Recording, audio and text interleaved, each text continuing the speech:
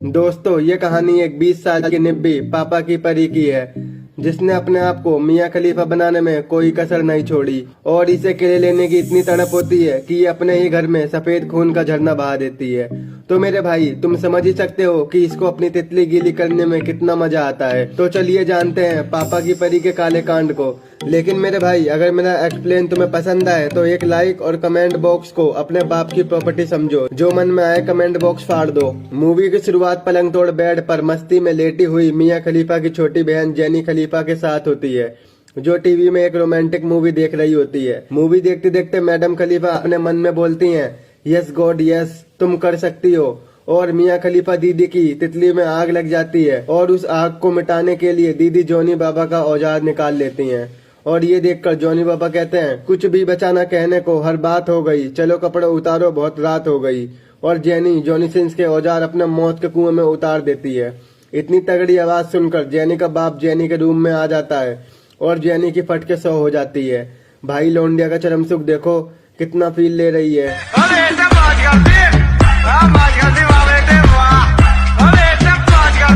और धीरे धीरे फैमिली के सभी लोग उसके रूम में आ जाते हैं, क्योंकि आज जेनी का बर्थडे है। ये देखकर जेनी की सीमा चरण सीमा से तो पार हो रखी थी और सोचती है, मैं करूं तो करूं क्या।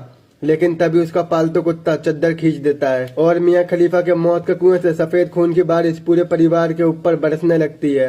मैडम ने छोड़ी ढील और ले लिया full feel. Bye bye tata good bye गया ना। अगले दिन पापा की परी और उसका छोटा भाई स्कूल जा रहे होते हैं। जेनी का भाई जेनी से कहता है, कल जो तुमने किया था ना, उससे अच्छा तुम अपना बॉयफ्रेंड बना लो और उससे घचाघच कर लो। जेनी कहती है, तुम क्यों नहीं बना लेते अपने गर्लफ्रेंड। तो जेनी का भाई कहता है, हमारे कर्मों का ही ये दंड है कि आज भी मेरे हाथ में हैंडपंप है। इस बात से जेनी सोचती है, आखिर बोल तो ये सही रहा है। इसके बाद उनका बाप उन्हें स्कूल छोड़ के घर चला जाता है और उसी कॉलेज में एक जैक नाम का लड़का होता है, जिसका कॉलेज में सबसे बड़ा औजार था, जिसे देखकर लड़कियां फुसफुस हो जाती हैं और अपनी जान लुटाती हैं। इसके बाद एक मुट्ठा लड़का जेनी के पास आता है और वो जेनी की लेना चाहता है। वो जेनी को देखकर कहता है, तुझे देखकर खड़ा हो जाता है मेरी हर्षतों का मीनार, झुक जरा डाल दूं तेरे गले में फूलों का हार। और ये सुनकर मियां खलीफा मूड में बोलती है, रंगीन हो जाएंगी तेरी हर वो शाम, जब दबाएगा तू मेरे पिलपिले दो आम। और ये कहकर वो चली जाती है। इसके बाद हम जेनी के ठरकी भाई को देखते हैं, जो अपने दोस्तों से बोलता है, बहुत हो गया, अब तुम्हारे भाई को लेनी है। तभी उसका दोस्त बोलता है, मुझे पता है, बब्बन बिल्लो देगी तुझको 56 किलो। वहीं जेनी का भाई बोलता है, कैसी बात कर रहा है होती है, हम तो वो आवारा आशिक हैं, चूल्हे पे तवा और तवे पे रोटी, बब्बन बिल्लो मुझसे ठुकेगी, चाहे पतली हो या मोटी। इसके बाद वो एक खूबसूरत लड़की अमांडा को देखकर पागल हो जाता है। यार ये कितनी औसम है यार। वहीं जेनी का भाई बोलता है, कद्दू मिले तो काट लो और वो मिले तो चाट लो। समझ रहे हो, समझ रहे हो आप। इसके बाद हमें कैथरीन को दिखाया जाता है, जो जैक की बहन होती है, लेकिन उसमें इतनी ठरक भरी होती है, वो जैक के नुन्नू का टेस्ट लेना चाहती है और उससे नैन मटक्के करने लगती है। लेकिन वो किसी तरह से अपनी इज्जत बचा के वहाँ से भाग जाता है। और वहीं सामने से जैक की गर्लफ्रेंड आती है, जो पूरे कॉलेज में अपने खरबूजों के लिए मशहूर है, जिसके खरबूजों का भूकंप कॉलेज का हर लड़का देखने के लिए तड़पता है। वो जैक के पास आती है और उसे किसी काम से बाहर बुलाती है। जैक सोचता है, आज तो खरबूजों का जूस पी के मजा आ जाएगा। वहाँ जाके भाई को पता लगता है कि उनकी गर्लफ्रेंड उनसे ब्रेकअप करना चाहती है। जैक कहता है, क्या हो गया जानू। वो कहती है, मुझे तुमसे बड़ा औजार मिल गया है, जो मेरी चरण सीमा तोड़ सकता है। वहीं जेनी क्लास में एक पेंटिंग कर रही होती है, लेकिन उससे बनती नहीं है और वो माइकल जैक्सन के स्टाइल में पेंटिंग करने लगती है। वहीं जैक अपनी गर्लफ्रेंड को उसके नए आशिक के साथ देखता है, जहां जैक का दोस्त बोलता है, अब तू हिलाते रह जाएगा, और वो पूरे कॉलेज की सबसे ब्यूटीफुल लड़की है और इस बार भी वो प्रॉम क्वीन बनेगी। लेकिन जैक कहता है, ऐसा कुछ भी नहीं है, वो तो बस मेकअप का कमाल है और इससे हर कोई ब्यूटीफुल बन सकता है। लेकिन जैक का दोस्त उससे शर्त लगाता है कि तुमने इस कॉलेज की सबसे चंपू लड़की को प्रॉम क्वीन बना दिया तो तुम सर जीत जाओगे। और वहीं सामने से जेनी आ रही होती है।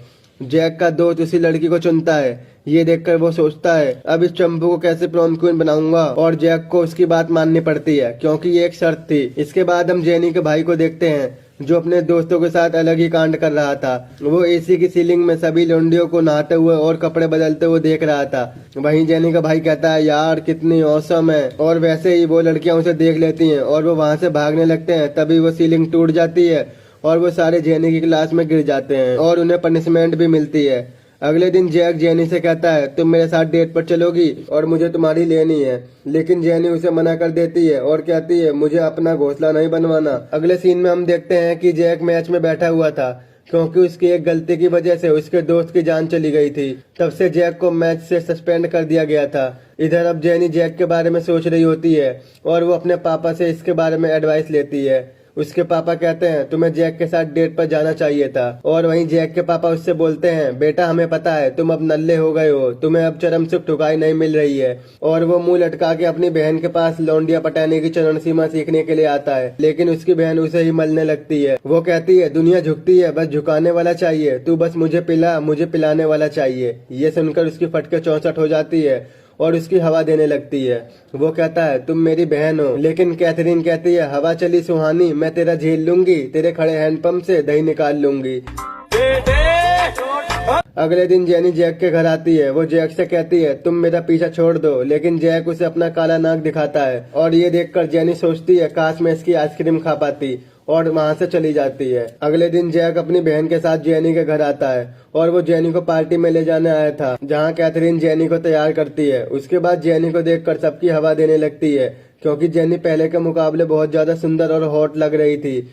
जब जैक जेनी को देखता है तो उससे कहता है देख के फिटिंग तेरे सूट सलवार की, क्या बताऊं क्या हाल है मेरे तलवार की। और ये बोलते ही जेनी का जीना टूट जाता है और वो चिल्लाने लगती है। वहीं जैक की आंखें फटी रह जाती हैं। पार्टी में जाने के बाद सब लोग जेनी को देख रहे होते हैं क्योंकि जेनी बहुत हॉट लग रही थी। थोड़ी देर बाद जेनी ड्रिंक करने के बाद वहाँ पर तबाही मचाने लगती है और जैक की एक्स जीएफ वहाँ पर जेनी की झंड कर देती है। उसी रात जैक जेनी से मिलता है और वो दोनों अपनी फैमिली से रिलेटेड बातें करते हैं और बातों बातों में वो दोनों चुम्मा चपाटी करने वाले होते हैं, लेकिन दोनों की फटके 64 हो रखी थी और वो नहीं कर पाते हैं। जैक अब सच में जेनी को लाइक करने लगता है और वो वहाँ से चला जाता है। अगले दिन जैक की एक्सजीएफ जेनी की कॉलेज में झंड करने लगती है, लेकिन अब जेनी को इससे घंटा फर्क नहीं पड़ता। इसके बाद अब प्रोम क्यून नाइट की पार्टी आ जाती है। वहाँ जेनी अपने भाई के साथ और जैक अपनी बहन कैथरीन के साथ आता है और उसी पार्टी में जेनी का भाई किसी तरह से अपनी हिम्मत बढ़ा के अमांडा को एक लेटर देता है जिसमें लिखा होता है आएंगे तेरी गली में चाहे देर क्यों न हो जाए, मारेंगे तेरी चाहे जेल क्यों न हो जाए। और जेनी का भाई बोलता है अगर मैंने तुम्हारी नहीं तो मैं मर जाऊंगा। इसके बाद अमांडा भी उसकी बात मान जाती है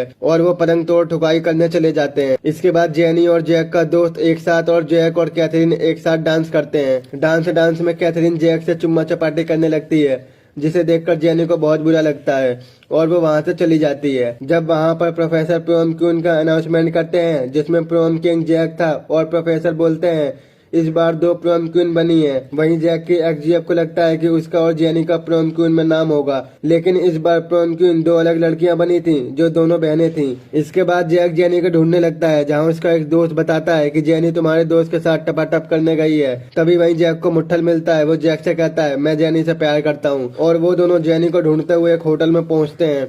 रूम में जाने के बाद जैक देखता है कि उसका दोस्त जेनी के साथ नहीं, जैक की एक्सजीएफ के साथ पलंग तोड़ रहा था और उसका बॉयफ्रेंड मुट्ठलों की तरह उनकी वीडियो बना रहा था। इसके बाद जैक जेनी के घर जाता है, जहां जेनी के फादर जैक को बताते हैं कि वो आर्ट डिजाइन के लिए पेरिस चली गई है।